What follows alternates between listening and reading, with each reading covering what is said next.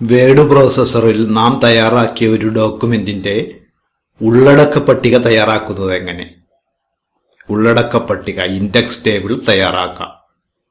നമുക്കിതൊന്ന് ചെയ്തു നോക്കാം. ആദ്യമായിട്ട് നാം തയ്യാറാക്കിയ സ്കൂൾ റിപ്പോർട്ട് തുറക്കുക എന്ന നിർദ്ദേശമാണ് തന്നിട്ടുള്ളത്. ഇപ്പോൾ ഇവിടെ ഹോമിൽ സ്കൂൾ റിപ്പോർട്ടുണ്ട്. ഹോമിലെ സ്കൂൾ റിസോഴ്സ് എന്നതിൽ സ്റ്റാൻഡേർഡ് 10 എന്ന ഫോൾഡറിൽ സ്കൂൾ റിപ്പോർട്ട് എന്ന ഫയലുണ്ട്. അത് തുറക്കുന്നു.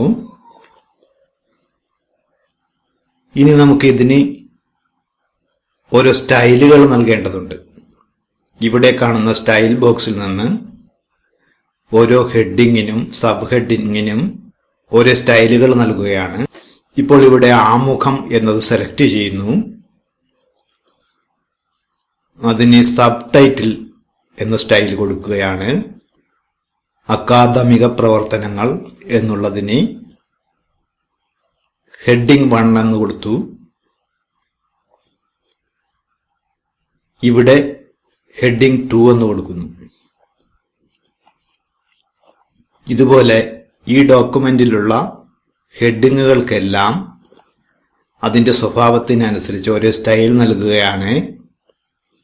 അതിന് ഹെഡിങ് 1 കൊടുത്തു. ഇവിടെ ഹായ് ഇംഗ്ലീഷ് എന്നുള്ളതിന് ഹെഡിങ് 2 കൊടുക്കുന്നു.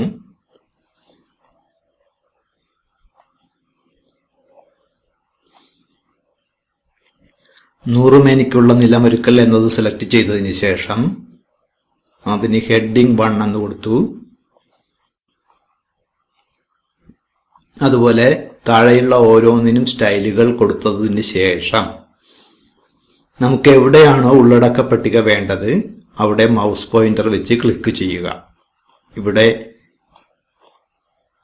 ആമുഖത്തിന് മുൻപായിട്ടാണ് ഉള്ളടക്ക പട്ടിക വേണ്ടതെങ്കിൽ അവിടെ മൗസ് പോയിന്റർ ക്ലിക്ക് ചെയ്യുന്നു.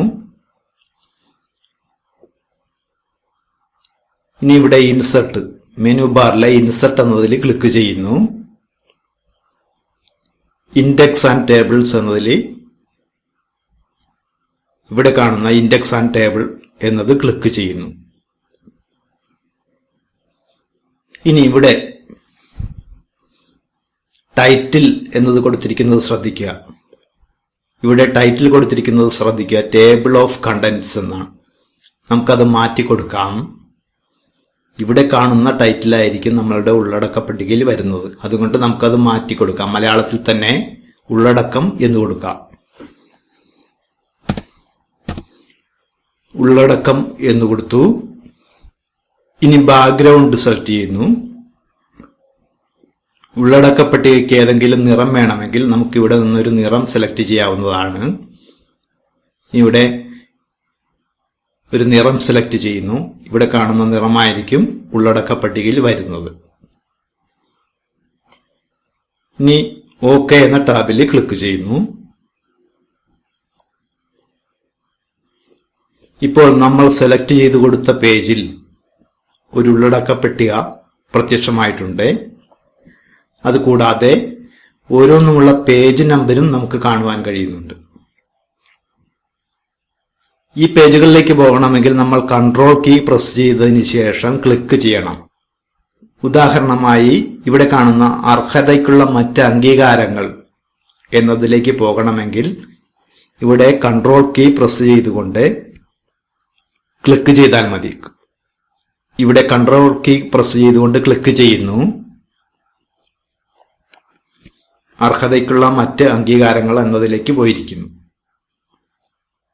ഇനി നമുക്ക് ഇതിനെ PDF ഫയലായിട്ട് സേവ് ചെയ്ത് നോക്കാം. ഫയൽ എക്സ്പോർട്ട് ആസ് PDF എന്ന ഓപ്ഷനിൽ ക്ലിക്ക് ചെയ്യുന്നു.